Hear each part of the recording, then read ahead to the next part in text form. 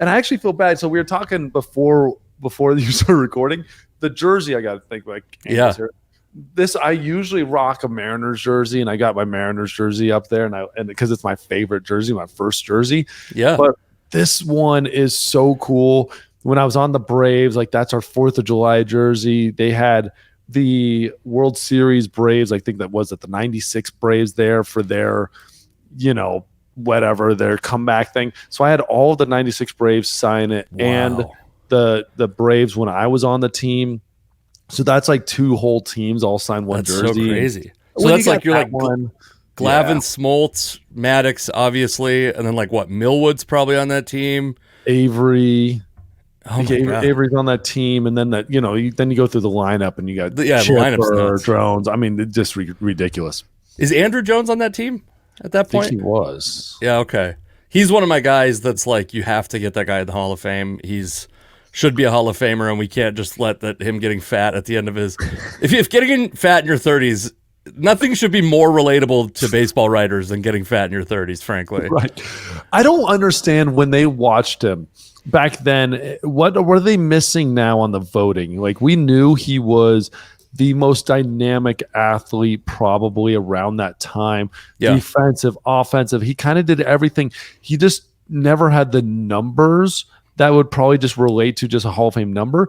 But when we look at it, we're like, this dude did everything, and every team in the league would have said, please, for the next 10 years, give me some Andrew Jones. That's why I don't understand is compared to his time, he was viewed as the guy, the center fielder. When Ken Griffey Jr. got traded out of Seattle, which was like a devastating moment in my life, originally, there were a couple teams that he was considering going to. He got to pick. He had 10-5 rights. Got to pick wherever he went, and the Braves were on the list. And it was a legit chance you could get Andrew Jones straight up. That's how good he was. Is prime Ken Griffey Jr. That was a rumor. Is Andrew Jones straight up for Ken Griffey Jr. And obviously Jr.'s career falls apart after that, and Andrew Jones continues to be productive. But yeah, that dude. I remember watching him on SportsCenter one like top plays. And I watched it. I watched SportsCenter, and then I watched SportsCenter again, just like 2 times in a row. Like back then there was no. Yeah, and I remember watching this play, and it's not even a play that's memorable in his career. I've never even been able to find it. This is how many great plays that dude made. It's a line drive into the gap, and I'm like, oh, there's no way he's getting to that ball. And then he somehow, out of nowhere, full-length dive, like not these dives that are like for show. This is like full laid out, landed on his ribcage dive, makes this catch on a line drive in the gap. I'm watching it an hour later, and I have the same experience with it. There's no way he's getting to this ball. Even though I've seen it already, he just was like such an incredible defender and a very good hitter also. Yes, very good, great hitter, great defender, great everything. I've never heard a bad thing about him as a teammate. And I don't get it, man. These voters, they don't know what they're doing. Voters. I have such a problem with the Hall of Fame voting. It bothers me. It irks me to my core.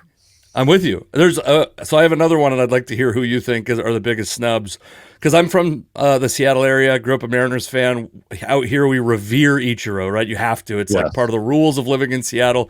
Can't say a bad word about Ichiro, Felix Hernandez, Julio Rodriguez now. Griffey, you got to say some bad things after he left. But Kenny Lofton had a better Major League Baseball career than Ichiro, in my opinion, and got like less than 1% of the Hall of Fame vote in his. He wasn't even eligible for the next year of voting. I look back at Kenny Lofton too, and I do have a lot of questions about it. There's a lot of guys that are just like a one and done. Albert Bell's an interesting one. Because a lot of his numbers you put up, I get it. Like he's a steroid question, right? Sure. I don't think he was ever on any list or anything directly connected. But it's like, come on, man. We got to grow up with that. Like everybody was doing it. Grow up. And here's the thing: is there's guys in the Hall of Fame that have done stuff. There's guys in the Hall of Fame that had questions. Like we can't look back and say David Ortiz for how great of a ball player he was, and I loved him as a teammate, and I loved everything about him. The dude was David Arias, age issues, question about his name, and connected with steroids, and everything about it. And now he's in the Hall of Fame, and there's also been a lot of other guys. And so we look back and go, dude, get over the Hall of Fame stuff. I always viewed it this is two ways. There's a Hall of Fame and there's a museum. The Hall of Fame is for the best players as long as you were with the rules and whatever rules they had to get in. Let the museum tell the story. Tell the story of the entire generation that there was this. We don't know who was. We don't know who wasn't. There's speculation. But a lot of records all got broken in this one giant gap of like 20 whatever years. Yeah. And then just let it be. And look back at those guys like Sammy Sosa, Palmeiro, Clemens, Bonds, who's the best ball player I have ever laid my eyes on. There are baseball players, and then there's Bonds. And it's when a lot of baseball players talk about him, it's like, no, he doesn't count. It's like there's him. That doesn't count. Everybody else. Now let's talk about everybody else. Yeah. Yeah, and it's also, especially those guys, I mean, Bonds to a lesser degree, but Sosa, McGuire, Palmeiro is in those years too. Saved baseball. Like the baseball's coming off of this, like these strike shortened seasons. You lose a World Series, and these guys reinvigorate interest for young people. And I grew up playing baseball. Baseball's my favorite sport.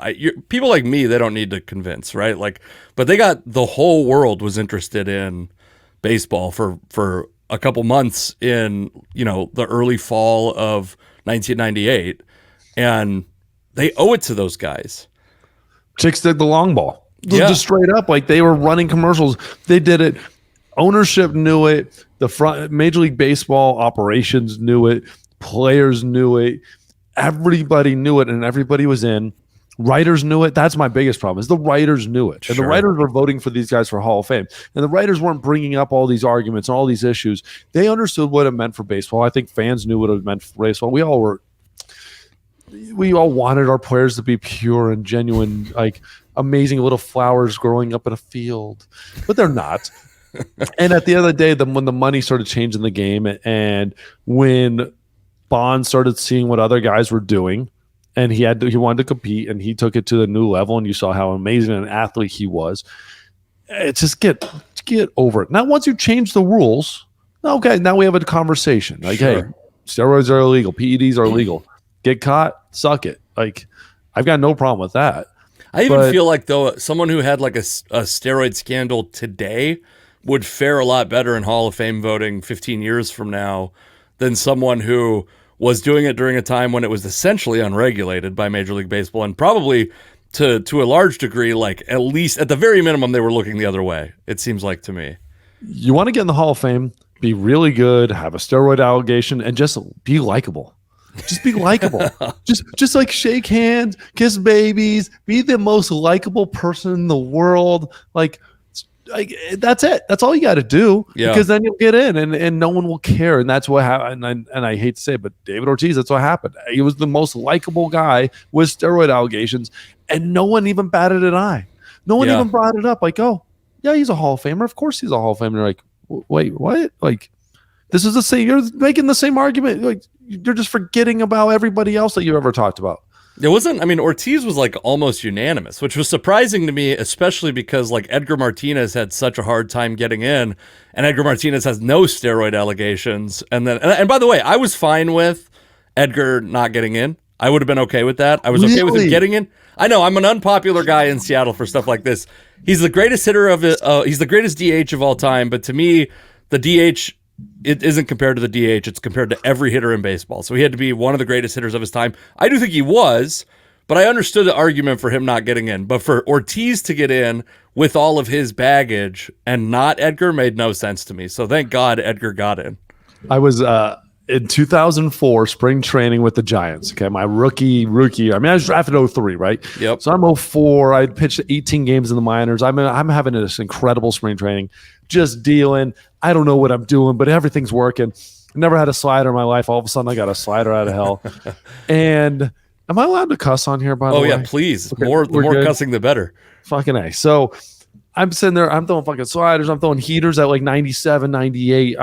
But I'm feeling it. And this is the same thing I did at Rice when we won the Hall of Fame. Man, I was just feeling it. And we get to Peoria, and I'm playing against the Mariners. And up comes Edgar Martinez. And I'm like, dude, okay. Edgar Martinez. All right, here's my chance, right? This is my spot. So I throw a heater middle up right by him. Just blows his doors open. I'm like, okay, like, but that was my thing. And nowadays people say, well, I had a whole lot of a vertical run, I had great spin rate, vertical approach angle, everything was perfect for a high fastball. Back then I was like, throw it down, sinkers and ground balls. I'm like, I can't do that. I don't know why I can't do it. Now everyone would be praising me. But next one, I'm like, shake off a slider or something. Fastball, let's do this.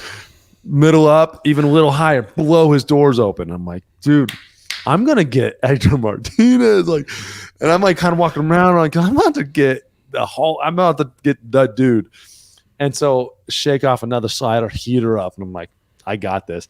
And I put that thing above the zone, let her high, should never have hit it.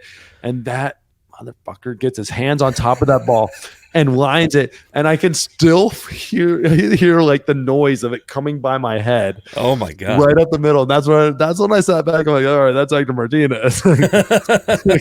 Maybe I shouldn't shake every time. You're like real life Nuke LaLoosh. Oh yes, 100%. Like I got this. Oh, come on.